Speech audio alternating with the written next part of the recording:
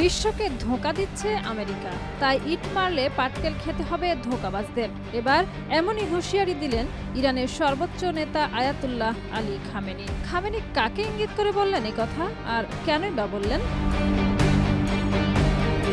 Khamenei বলেছেন, যদি কেউ আমাদের প্রতি আঘাত বা অন্যায় করে তাহলে আমাদের পক্ষ থেকে কঠোর জবাব দেওয়া হবে। তিনি আমেরিকা এবং তার মিত্রদের সমালোচনা করে বলেছেন, আমেরিকা বিশ্বকে ধোঁকা দিচ্ছে এবং একের পর এক বেআইনি কার্যক্রম পরিচালনা করছে। খামেনি এই মন্তব্যটি তার রাজধানী তেহরানে দেওয়া এক ভাষণে করেছেন। আয়াতুল্লাহ খামেনি আরো বলেন, আমরা শান্তিপূর্ণ নীতি অনুসরণ করি, তবে আমাদের দেশের নিরাপত্তা এবং স্বাধিকার রক্ষায় আমরা কোনো ধরনের আপোষ করব না। আমেরিকা যা বলছে তা কেবল বিশ্বে অস্থিরতা সৃষ্টি করছে এবং আন্তর্জাতিক আইন ভঙ্গ করছে।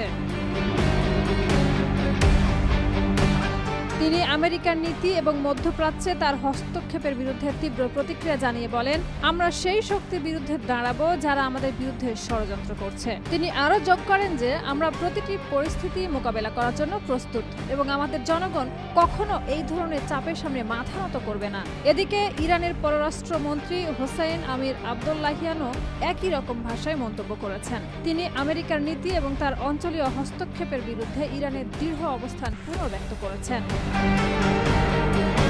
বিশেষজ্ঞরা ধারণা করছেন, ইরানের এই কঠোর মন্তব্য আমেরিকা এবং পশ্চিম শক্তিগুলোর সঙ্গে আরও উত্তেজনা বৃদ্ধি করতে পারে। তবে ইরান জানিয়েছে, তারা কখনো নিজেদের নিরাপত্তা এবং স্বাধিকার বিনিময়ে আপোষ করবে না।